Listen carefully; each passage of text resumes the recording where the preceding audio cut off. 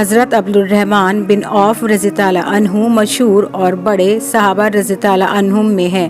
فرماتے ہیں کہ میں بدر کی لڑائی میں میدان میں لڑنے والوں کی صف میں کھڑا تھا۔ میں نے دیکھا کہ میرے دائیں اور بائیں جانب انصار کے 2 کم عمر لڑکے ہیں۔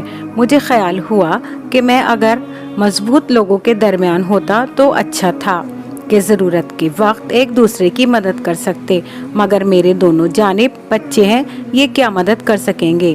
اتنے میں ان دونوں لڑکوں میں سے ایک نے میرا ہاتھ پکڑ کر کہا، چچا جان تم ابو جہل کو پہچانتے ہو؟ میں نے کہا ہاں پہچانتا ہوں، تمہاری کیا غرض ہے؟ اس نے کہا مجھے یہ معلوم ہوا ہے کہ وہ رسول اکرم صلی اللہ علیہ وسلم کی شان میں گستاخی کرتا ہے۔ اس پاک ذات کی قسم جس کے قبضے میں میری جان ہے، اگر میں اس کو دیکھ لوں تو اس وقت تک اس سے جدا نہ ہوں گا کہ وہ مر جائے یا میں مر جاؤں۔ مجھے اس کے سوال اور جواب پر تعجب ہوا۔ اتنے میں دوسرے نے یہی سوال کیا اور جو پہلے نے کیا تھا وہی اس نے بھی کہا۔ اتفاقاً میدان میں ابو جہل دوڑتا ہوا مجھے نظر آ گیا۔ میں نے ان دونوں سے کہا کہ تمہارا مطلب جس کے بارے میں تم مجھ سے سوال کر رہے تھے وہ جا رہا ہے۔ دونوں نے یہ سن کر تلواریں ہاتھ میں لیے ہوئے ایک دم بھاگے چلے گئے اور جا کر اس پر تلوار چلانی شروع کر دی، یہاں تک کہ وہ گر گیا۔ یہ دونوں صاحبزادے معاذ بن جمحو رضی اللہ عنہ اور معاذ بن عفر ہیں۔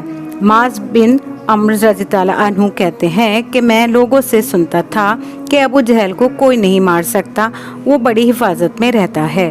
مجھے اس وقت سے خیال تھا کہ میں اس کو ماروں گا۔ یہ دونوں صاحبزادے پیدل تھے اور ابو جہل گھوڑے پر سوار تھا، صفوں کو درست کر رہا تھا۔ جس وقت عبدالرحمن بن عوف رضی اللہ عنہ نے دیکھا کہ یہ دونوں دوڑتے تو گھڑ سوار پر براہ راست حملہ مشکل تھا، اس لیے ایک نے گھوڑے پر حملہ کیا اور دوسرے نے ابو جہل کی ٹانگ پر حملہ کیا، جس سے گھوڑا بھی گرا اور ابو جہل بھی گرا اور اٹھ نہ سکا۔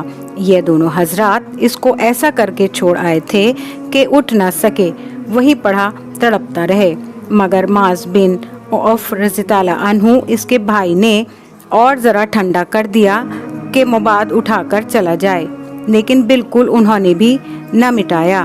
اس کے بعد عبدالرحمن بن مسعود رضی اللہ عنہ نے بالکل ہی سر جدا کر دیا۔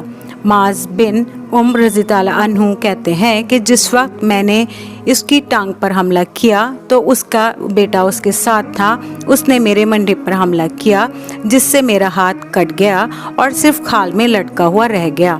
میں نے اس لٹکتے ہاتھ کو کمر کے پیچھے ڈال لیا اور میں پھر دوسرے ہاتھ سے لڑتا رہا، لیکن جب اس کے لٹکتے رہنے سے دقت ہوئی تو میں نے اس کو پاؤں کے نیچے دبا کر زور سے کھینچا، وہ کھال بھی ٹوٹ گئی جس سے وہ اٹک رہا تھا اور میں نے اس کو پھینک دیا۔